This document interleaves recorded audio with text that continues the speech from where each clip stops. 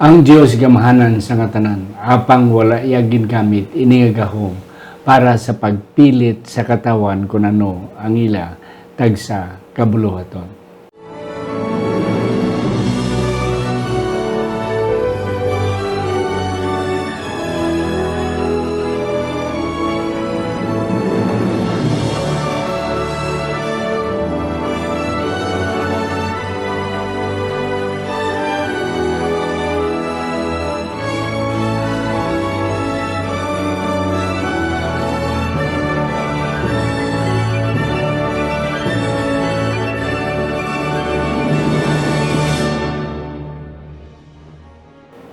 Ang pagtuon sumong, ang semanal nga pag-usisa, pagtalakay, pag-review, o kon pagsiding sa atong leksyon sa eskwela sa Batika. Ini isa ka Ilonggo nga version sa aton Sabbath School Lesson Weekly.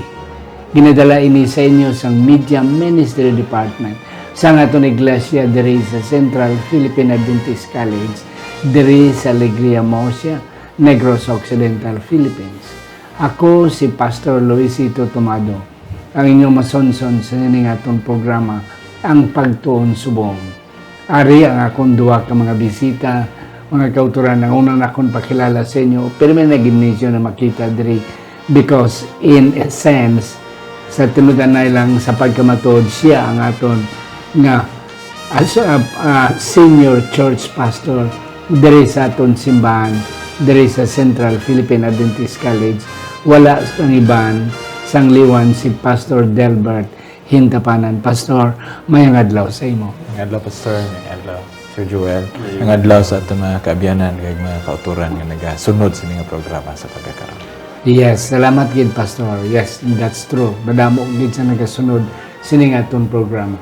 Ang ikadwa na akong nga pakilala sa inyo, siya isa sa aton mga graduating theology students, mga kauturan. Soon, sa Hunyo, mag-graduate na ni sila and hopefully one day ato na mabalan, ordinado na siya nga pagka-pastor. Wala sang iban, originally halin sa Binalbagan District, Negros Occidental Conference. Wala sang iban, si Sir Josel Perfas. Sir Josel, mayang adlaw sa imo. Mayong adlaw, Doc Tomado. Mayong adlaw, Pastor Hintapanan.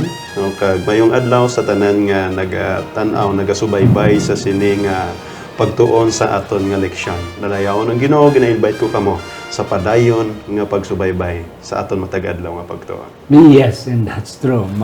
Padayon sa pagtuon. Sa adlaw-adlaw nato na pagtuon. Yes, gentlemen, thank you kay Pastor Delbert and Sir Josel. Hari na kita sa leksyon 8, Free Will, Love, and Divine Providence. Para ini sa may Pebrero 15, Tubtob, Pebrero 22. Habang sa hindi pa magbasa si Sir Josel sa aton sadsaran nga teksto, mga kauturan, aton na naiduko ang aton mga ulo. Sa siningatiyon, Ginoo, yari kami nagapalapit sa imo. Nagakilala sang imo pagka-Dios, gamhanan, apang mahigugmaon. Yes. Kaya ginatagaan nimo kami sang katungod kung ano ang amon buot pagabuhaton. Salamat gid nga ikaw sa gihapon nagasubaybay sa amon, nagaupod sa amon, kung ano gid ang manami gid namon nga pagahimuon. Salamat nga ikaw upod namon sa sinigin nga tiyon, sa ngalan ni Ginoong Hesus, nga amon manunubos. Amen. Okay, akon pangabayon si Sir Josel pagbasa sa aton sadsaran nga teksto sa sini nga semana. Okay, aton nga pagabasahon, aton sadsaran nga teksto nga makita sa Juan Kapitulo 16, versikulo 33, nga nagasiling. Ini na pamulong ko sa inyo, agud nga kamo may paghidait sa akon. Sa kalibutan may kangit-ngitan kamo. Apang magpakalig-on kamo, nadaog ko ang kalibutan. Amen. And that's correct. Yeah. Pastor Delbert, ang aton nga leksyon nagahambal about divine providence. Okay. Kag in relation to free will and love. Paano naton ini sila ma-reconcile? Paano naton sila maisa? Kay ang divine providence kung isa na misunderstand sa mga katawan. nga ang ilay nga ginaunauna nga ang divine providence nga ang tanan nga katabo diri sa kalibutan ara sa control sang Ginoo. Ti ano na siyang tabo pagbugay na sang Ginoo pag ang Ginoo sina amo ang may kapakanan, ang Ginoo sina amo ang may ang nagginahimo ina sang Ginoo. Yes. Ano pagid ang aton makuha about divine providence, Pastor Delbert?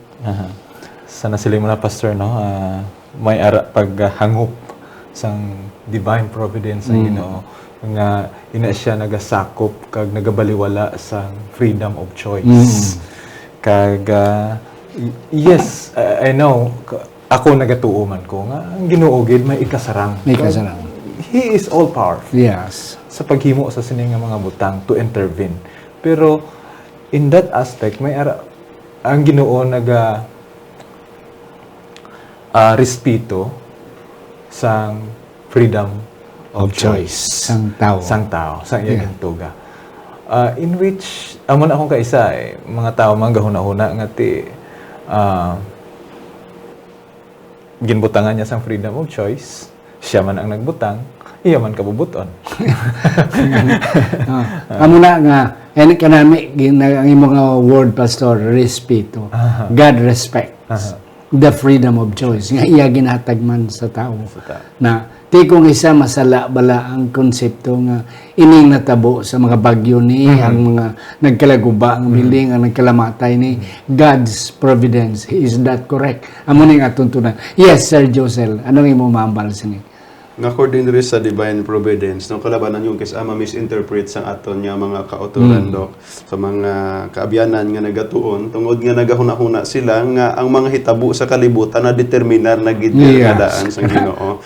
O kag ina nga bagay nga nagakatabo, napatyan ka man o nasunugan ikaw, ina kabubuton sa Ginoo. Okay? No, pero sa aton kung aton subong nga pagatunan, no, matudlo sang aton leksyon, suno man sa balaan niya kasulatan nga divine providence kung kaysa ato na siya makita nga ginatawag nga langit nun nga paggiya or langit nun nga pag-amuma sang Dios sa iyaman nga mga katawhan. Yes. Okay, and that's correct. Wow. Kanani mga kautoran, amo na yung aton nga introduction sa atong election. Ari na kita sa Sunday, our sovereign God. Ari na ni. Amo na ni ang omnipotence of God. May lima ka mga attributes ang Ginoo. Eternal, omniscience, omnipresence, immutability, and omnipotent. Amo ni atong tanan. The sovereign, the all-powerful power of God. So, ano ni siya ang all-powerful power of God, Pastor Delbert? In relation sa iyang freedom nga ginhatag sa aton kag ang gugma nga iya ginhatag sa aton kay ang gugma nga imo piliton hindi na iya gugma. That's also amo na siya ang tanan kay tabo are God's providence. How do we reconcile freedom of choice? Ang masami nga pag-intindi, Pastor, no, when we go to God's sovereigns. So, kung kaisa may ara mga tao nga nag-overemphasize ang sovereignty sang Ginoo. So, that leads them to think, naghuna sila nga tungod sang pagka-sovereign sang Ginoo. Tanan control niya. Tanan control niya, wala na sang bili sa tubangan sang Ginoo ang aton individual nga pagpili. So, like for example, there is a ehemplo or analogy sa ato election. Ginhatag niya nga siling sang isa ka batan-on nga pastor, siling nga nabalaan sang Ginoo ang pagkamatay sang ido. Siling sa hunahuna sang bata, responsable ang Ginoo gali sa pagpatay sang akon nga ido. Siling sang manunudlo nga batan-o, siling nga kay ginapreparar kita sang mas mabudlay pagid nga mga butang. Gali ginapreparar gali ako sang Ginoo nga napatay akong ido para akon mapatay ang akon nga lulo. Ready na ko. So is that the point? Does it make sense? So in the Bible, Pastor, I think we have the records here. We have Psalms 81:11 to 14, and then Isaiah 30:14, and then we have other scriptural references ara nga ang Ginoo ya suno sa Biblia. I mean, the society today, ang sosyudad subong, gusto nila makuha kung anong gusto nila makuha. Mahibi kag mabisyo or ano na lang himuon kung hindi nila makuha.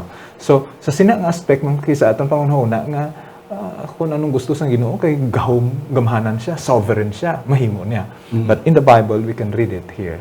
Nga hindi gali ang kabubuton niya sang tao, hindi iya madiktahan kag kabubuton sang Ginoo. Kung kaisa, it is not what God wants, what He gets. Yes, and that's correct. Kanami, what God wants is not what He gets. Kay gusto sang plano sa Ginoo amo ni, pero hindi niya makuha. For example, ang isa si Adan kay sa Eva. Gusto sang Ginoo nga dang iba hindi ka mo magkaon, pero ang natabo nagkaon sila. Yes, Sir Josel, anong imong punto? Kaya namin diri pastor no kay makita naton nga bisan ang Dios gamhanan pero wala siya nagakontrol sa mga katawhan. Ato makita ang eksperyensya sang Dios sa mga katawhan sang Israel. No nga ang mga katawhan sang Israel wala gid nagpamati. Anong hambalin sang Ginoo? Ang mga katawhan sa Israel wala sila nagpamati sa akon. Wala nila ako ginasapak. Yan igin pabayan ko na lang sila sa ila nga pagkabatinggilan. No kag kung magpalapit sila kun tani sa akon, mabuligan ko sila kag maluwas ko sila sa ila nga mga kaaway. Sa aton pa, ang Ginoo wala gid yan nagpili. Wala nagapilit sa tawo tungod kay freedom siya. Sa English, ang word laments. Oo. Ano ang laments daw? Hindi man hinulsol, pero daw naghaya, nagbalakuon, nga tani hindi na among matabo, galing kay ti inyo kinimo. So wala ako sa may mo. God is powerful, pwede makontrol, pero wala iya ginay mo ini. Kay kung i-control niya, parang kita robots. Nga pili, tumok-tumok lang sa Ginoong buton, sunod-sunod man kita. No, God has given us the freedom. May kadugang ka, Pastor. Yeah, Pastor. Ang Ginoo hindi siya maka-contradict sa kung ano siya. Yes. Kanami, ang punto, Pastor. Go ahead. That's His nature. So, ginhatag niya sa tao, to assure that there is love despite your sovereign. Kaya kung padaugon lang naton ang aton pagkagamhanan kaysang sa pagpili, so hindi ka na Diyos ang gugma. So, it's not who He is. Yeah. Hindi ka na Diyos na gugma. O kung pagigugma. Yeah. Wala so, na. we cannot push God into the limits of logical things that He can do. So, kung kaisa may mga butang nga sa ato niya 1 plus 1 equals 2. Kung sa Ginoo yabi 1 plus 1 equals 0. So this is just only a logical arrangement sa mga butang. Pero sa kinaiyahan kinaandan sang Dios, hindi naton siya mapilit. Suno man sa iya gindeterminar. Siya man aya ang nagdeterminar. Suno sa iya pagkagamanan, sino sa kita nga mag-question sang iya pagdeterminar. Yes. Kag sang iya actuation kung ano ang iya ginhimo. Yes, may kadugang ka, Sir Josel. Thank you, good Pastor. No may ari pagid diri nga gintudlo dira nga siling nila pareho sa istorya nga ginhambal kagina ni Pastor nga ang iya ido napatay impatay ang ido kay parang ang pamatanon mangin ready kung patio na ang iya nga lula. No, pero aton nga makita dira kalabanan amo gid man na ang mindset sang tawo. Once ang tawo mapatay, masiling sila dayon kabubuton na sang Ginoo. No, ako nakita nakabisita ko sa kanamatyan, tapos nag-comfort ang may isang utod siguro to ang nag-comfort nga sige lang kay anhunta kay amo na ang pagbuot sang Ginoo. Ang pamangkot ang kamatayon sang tawo bala pagbuot gid sang Ginoo.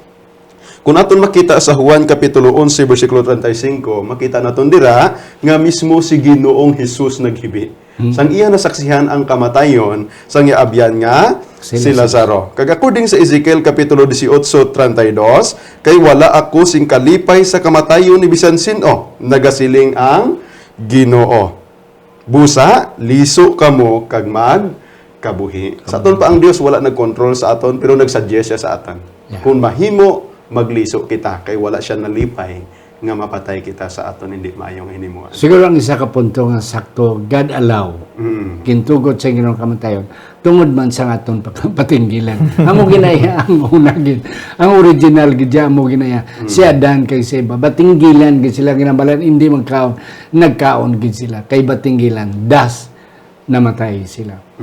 Yeah, sa aton nga Monday Pantocrator. This is a Greek term means all-powerful.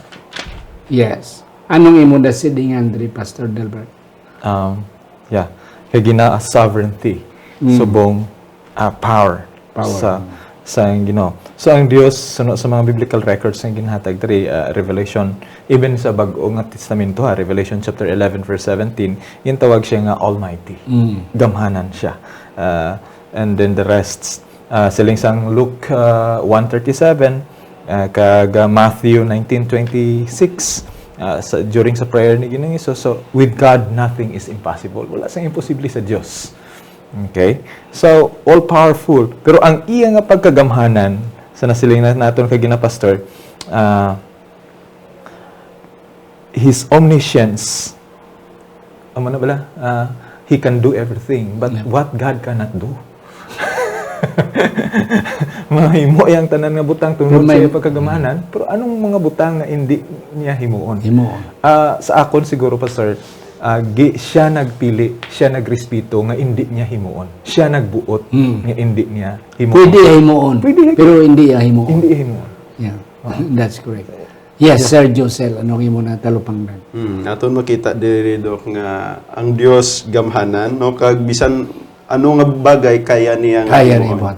Pero may mga bagay nga hindi niya mahimo. Nga hindi wala niya ginpili nga himuon no kaangay sang panahon nga si Jesus Christ ari sa sining kalibutan no nga about na siya nga ilansang sa cross, nagpray siya nga kun mahimo amay ipaiway sa akon ini nga tagayan. Apang hindi ang akon kabubuton kundi ang imo kabubuton amo ang matuman. Kung gusto sang Dios nga luwas kwaon si Jesus Christ kag hindi na pag-ipalansang sa cross, kaya niya himuon. Ug galing kay paano naman kita nga iya nga mga katawhan. Amo na aton makita, wala ginhimo sang Dios nga amay nga luwason ang iya bugtong anak, kundi nga ginpili niya nga malansang sa cross ang iya pinalangga nga anak tungod kay kita iya man pinalangga nga mga katawhan. Yes, and that's may gidugang ka, Pastor. Ginapamalandungan ko ni Bala Pastor kay ini nga mga subject kong kaisa no sa panahon nga maga-software ka amo ni ang kalabanan panalambiton kaga palaman ng kotanon. So ang isa din naton ka gina-struggle kuman nga pamangkot is does the free will ang kahilwayan naton bala sa pagpili naghimo sa Dios nga mangin limitado ang iya pagkagamhanan? Yes, and that's correct. A good question. Yes. So, in such a way, isa na silang ko nakagina, ang Ginoo niya, himuon niya gid ang tanan nga butang, all-powerful, everything, ang tanan posible sa iya, as we've been cited by Luke and Matthew, consistent sa iya karakter. Consistent kung ano siya. Hindi naton siya mapilit later on. Against iyang karakter. Suno sa aton plano. Suno sa aton. Kaya kung kaisa may mga butang tayo nga may nga piliton ng Ginoo. Ng Ginoo nga ipahimo ta sa Ginoo, which is inconsistent, contradictory sa iya kinain. Amen. Kanami. And then amo na nga aton matunan dugay nga may butang kita nga hindi plano sang Ginoo pero natabo. Pero ang Ginoo may ara pamagi. Yes, and that's what we will be studying by and by. To love God. Sir Josel, ano niyang imo na talupangdan sa aton nga Martes nga leksyon? Sa Martes nga leksyon, aton makita ang pagkamahigugmaon gid sa aton nga Ginoo. No? Kag di naton ma-probe nga ang Dios gid siya sang gugma. Hindi siya Dios nga nagat-determinar nga siling ginapili sang Dios kung sino ang iya luwason, kung sino ang iya nga gusto man nga patyon, no? Kundi nga ang Dios naghatag siya, naghigugma gid sa aton, no makita naton dira sa John 3:16 nga siya nagpadala siya bugtong anak agud bisan sino nga tawo maluwas, ang magtuo maluwas kag makaangkon sang kabuhi nga wala sang katapusan, no? Kag naghatag siya sa aton sang freedom of choice dire sa mayara ko na basaan Pastor sa Deuteronomy chapter 30 verse 19. Okay, nagapamatuod siya nga ang Dios hindi gid niya mapilit nga Dios. Siling dira gintawag ko sa sini nga adlaw sa pagsaksi batok sa inyo ang langit kag ang duta nga nabutang ko sa atubangan mo ang kabuhi kag ang kamatayon, ang pagpakamaayo, busa pilia ang kabuhi kag magkabuhi ka, ikaw kag ang imo kaliwatan. Amen. And that's it. Still freedom of choice. Nga ang pagpili sa Ginoo. Hamo na siya ang plano naton mahigugma. Ang Ginoo may plano. Galing kay tay kung kaysa wala ta ginahimo ang plano sa Ginoo. And that's it. That's why pwede ito tani ma-stop ang Israel pwede ma-stop ang mga kontras ang Israel noon kag sang Huda, pero wala iya ginhimo. It is because against sa imo Pastor Nambal, against sa iyang plano, against sa iyang will. Oh. At least ang tao wala makatalupangod man, makibalo man nga ang ginahimo niya against sa plano sa Ginoo. Pastor, may mo opinion diri. So, to love God. May referensya kita sa Matthew 23:37 kag Deuteronomy 6:4 and 5, the Shema. Ang paghigugma sa Dios labaw sang satanan. Pero amo ni Pastor, ang gugma sang Ginoo hindi mapilit. Hindi mapilit. Hilway. Kaya kung hindi ka hilway, buot silingon, wala ka nag-responder, suno sa gugma. So, the love of God is not casuative. I mean, ang paghigugma sang Ginoo, hindi siya amo ang nagabuyok sa imo nga tulod to sa imo, kundi ikaw man in response sa gugma, bilang hilway nga tinuga, hindi kay tungod kay imo sa makagagahom siya. Mahadlok ko. Alagaron ko na lang siya. So, no, not in that sense. Because you loved Him, that's why you do those, himuon mo ini nga mga butang sa pagpangalagad sa iya. On the other side, Pastor, naman sa sinyo, no? So love is free. Kag amo na ang kinaiyahan sang Dios. Sa nasilon ko na kagina, we cannot push Him, hindi naton siya persa sa paghimo sa mga butang nga hindi niya mahimo. Like what we have in Titus, kag sa Hebrehanon man dere, nga God cannot lie. Hindi gid siya pwede himuon na nga hindi na iya nature. Siling sang John, nature na iya sang kaaway, nature na iya sang ni Satanas. So then therefore he cannot do things who he is not. No, it's not. Hindi mapilit. Hindi mapilit. Ti para mo na pastor sa panggasawa sa magnubiyahan. Ang tunay nga gugmay hindi mo pilito ng babae. Kagi mo nga pahugon. Agud to nga iya kasabton, hindi kay hindi na it will not last. O hindi na magdugay. Pero kung imo iya pagtagamog siya freedom sa pag-insindi pangangop nga ikaw nga imo siya palangga, and then mabalos siya nga bala niya nga palangga ko ni palanggaon ko man siya, and that's it. Another thing, Pastor, is let us be responsible with our free will. Dapat responsable. Correct, Pastor. Nami nga punto. Because kay kung hindi ta responsable sa atong free pagustuhan ta lang, chaos gyapon ang gwa. So that's why amo ni ang the cost is the Son of God. And the cost aton man kaugalingon mismo nga suffering because of sin nga ari kita sa pagkakaron. So even though nahulog na ta sa pagpakasala tungod sa aton free will, but let us be responsible at least sa aton kahilwayan sa pagpili. And that's the sin, ang mga mistakes, ang mga katawan sa una, mga Hudiyo kag mga Israelino. Grabe pag hinguyang nila, pag-abuse nila sang freedom of choice na ginatagsit. That's why God allowed them to suffer the consequences. Ari kita sa sunod naton. It speaks about predestination. Ano ni siya? God's ideal will and remedial will. Yes, Sir Josel, ikaw ako naon. Ano ni siya? Amo ni Sir Josel ako nakita kay na nga. May idea ang may ideal ang Ginoo. May plano Ginoo. Tani amo ni ang handom sa Ginoo. Pero kay hindi among natabo, may remedial will siya. Ano ni siya ang punto? May remedyo siya sa sina nga sitwasyon. O kanami diri sa adlaw sang Miyerkules, pinakamaayo nga kabubuton sa Dios kag kinabubuton nga solusyon. Okay? So, ano ni siyang kinabubuton nga solusyon nga aton makita dira? No, kag atong balikan bala pastor ang sa time nga kay Jesus Christ. Kung paano ni siya nga kabubuton ang nangin solusyon gid sang sala sa sini nga kalibutan. No, sa time liwat nga si Jesus Christ nagpray.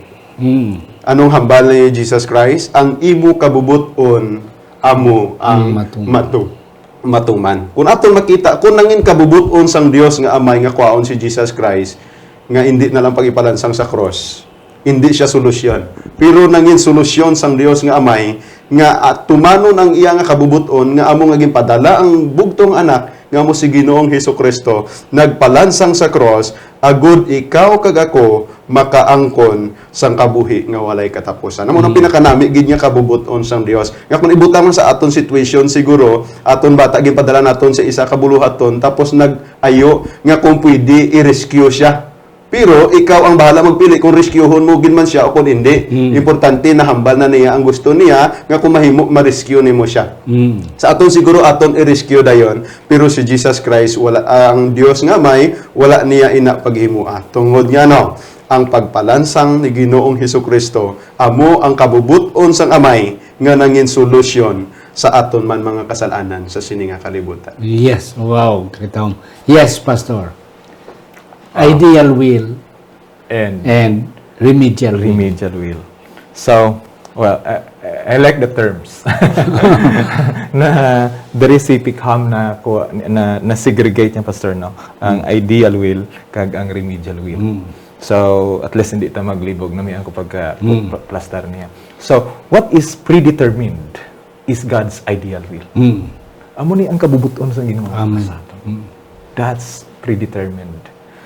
So, ginexplikar sa ato lesson nga this halin sa Griego nga pinulungan nga proho rizo gin translates the book of Romans, Timothy, Ephesians kag sa iban pa nga mga dinalan sa Biblia. So, ideal will. Gusto sang Ginoo nga ang tanan siling ni Peter makadangat sa paghinulsol sa kagasang mga sala. Ideal will. Pero sa pagkatapos nga ang tao wala na nagsunod sa kabubuton kag sa ideal will Sang Ginoo. sang Ginoo, here comes may ara ang Ginoo nga remedial will. Yeah. So I like that. Ideal will that is predetermined to us. But the ideal will is not the detail nga plano sang Ginoo para sa aton. Pero ina siya will come into operation when we go against ideal will. Yes. The ideal will of God sa kadang kagaibang, hindi sila mapatay. Pero kiti nagsupak sila. Now, a remedial will. Which is the the plan of salvation. And that's it. Predestination nga ang tanan gitani maluwas. But not everybody accepted sang kaluwasan. That's why God sent His Son, and that's the remedial will. God has another design as provided nga ang tao mabuyok kag maluwas lang niya. Do you have some more ideas, Sir Joseph? Amo na siya ang aton nga makita sa remedial will ginhimo naman ni Jesus Christ ang pagpalansang sa cross ang aton na lang gid himuon. Wala man ang Dios nagpili sa aton, pero nagahambal dira ang bisan sino nga magtuo sa iya may kabuhi nga wala sang katapusan. No gani among ginang aton bagay nga pagahimuon. Hindi man ang kita ginapilit sang Dios, pero nagsuggest siya. Kung gusto tamaan ko ng kabuhi nga nagkatapusan, aton tuuhan ang anak nga iya ginpadala. Yes. And now, Pastor, sa aton nga Thursday, amo na ni, the remedial will of God, Christ has overcome the world. Yes, Pastor. Okay. So sa sining bahin, Pastor, no? Para mapasag-ulit liwat ang tao sa presensya sang Dios. Yes. Sundo niya ang ideal will sang Ginoo. Pero nag-operate na ang remedial will sang Ginoo sa tagsa-tagsa sa aton. So let us commit. This is God's divine providence. Ang remedial will, well, both ideal and remedial will amo ang pagsapdag sang Ginoo sa aton. Bisan pa nga freedom of choice is our kapasidad sang tao nga magpili batok sang sa kabubuton sang Dios. Bisan pa kita nagpili batok sa kabubuton, may ara siya pagsapdag, providence nga ginhatag para sa aton. Agud mapasag-uli kita sa gihapon sa iyang presensya, Pastor. No, kag mabalik kita sa ideal will. So that's why sila nga sang Juan, sila nga ti kamo may peace, kalinong sa akon. Sa kalibutan you have tribulations. But then, just pilian lang balako. Sila isang Ginoo. Yes, Sir Joseph, you have something to say. No, thank you, Gid. No, kag diri sa nadaog na ang kalibutan. No, nga makita naton Amo ning rason kung kaisang mga kauturan nato nagaluya sa pag-alagad. Kay nga aman, nakita nilang mga kabuhi labi na gid Adventista permi lang malipayon. Una sila nga magpabaptize sila, mahimo sila dayon yung Adventista, wala na dayon problema kay malipayon na. Pero intindi gini Ginoong Hesus sa aton sa sininga kalibutan nga diri sa kalibutan may kangit-ngitan kita nga maagihan. May mga kabudlayan kita nga ma-experiensyahan. Pero ang promesa lang sa Ginoo, hindi kamo magkahadlok, magpakabakod kamo. Nadaog ko na ang kalibutan. Amen. Mga kauturan, way nakita pa naman naubos na. But at least nahatag na mo ni Pastor Delbert, ni Sir Josel, mga kauturan. Ang framework, ang core, ang backbone sa atong election. We are speaking about God's love, Pastor, and God's justice. Karon in the perspective of predestination and God's divine providence. At least makita naton kung ano ang itsura sa Diyos, ano ang iyang karakter, ano ang iyang gugma, kag ang iyang paghukom sa aton. Ako na lang pangayuan si Pastor Delbert sang una, sang iya last take, mga kauturan, and then si Sir Josel dayon sunod. Sa aton mga hinigog mga kauturan, aton tamdon ang Ginoo, kag aton siya alagaron suno sa iya kinaiyahan, kag kita man maliton suno sa iya kinaiya, kag aton hangpon ang tag sa kabutangan nagakatlabo sa aton suno sa gugma sang Ginoo. Yes. Sir Josel. Mga kaabyanan, mga kauturan, dalayawan ang Ginoo tungod sa sining pagtuon, sa sining panahon. Kag aton nga pasalamatan naman ang Ginoo tungod nga siya wala nagapilit sa aton sa mga bagay nga aton himuon. Iya kita gingiyahan, iya kita ginpalangga, kag gintudloan lang sang kun ano ang aton himuon. Gani kabay pa nga aton siya nga pagasundon. Yes, mga kauturan, ang Ginoo gamhanan, pero hindi iya gina-impose ang iya gahom para lang kita maluwas. Kag mga kauturan, wala gid sang rason nga hindi kita maluwas. Kay bisan nagtalang kita, God has a remedial will. May ara siya pa maagi nga mabuyok, mabalik lang kita. Gani mga kauturan, aton ini kaptan. Kag wala gid sang rason, as what I've said, nga hindi naton makita ang aton kaugalingon upod sa aton mahinigugma sa pagbalik sang Ginoo. Sa hindi pa si Pastor Delbert magapangamuyo, akong liwat pasalamatan ini ang aton nga mga sponsors, mga kauturan. Si Ma'am Ladel Labalan Gascon, si Ma'am Marlobel Hirota Lorin, si Sister Antipas Piedad, si Mark and Meryl Mendoza, si Manong Arcadio Mendoza, Manang Helen Barbasa, ang mag-asawa Ido and Fimidon Van Dest, ang mag-asawa Iboy and Jessica Malabanan, ang mag-asawa Pastor Phil and Marlene Peregrino, ang mga magulutod Jimmy Trino and Anneli Trino, ang mga magulutod Alex Pehedero and Ma'am Gina Federo Ilumer, Jet and Susan Caro, and then John and Goldie Joligi Jr., and then Doctors Erwin and Rhoda Hardinico, Elder Herbert and Evelyn Tamoni, Dr. Norvin and Rosalina Hebieso, and then and that's it. Iboy and Jessica Malabanan, and then Juan and Myla Susana. God bless you, mga kauturan. Yes, Pastor.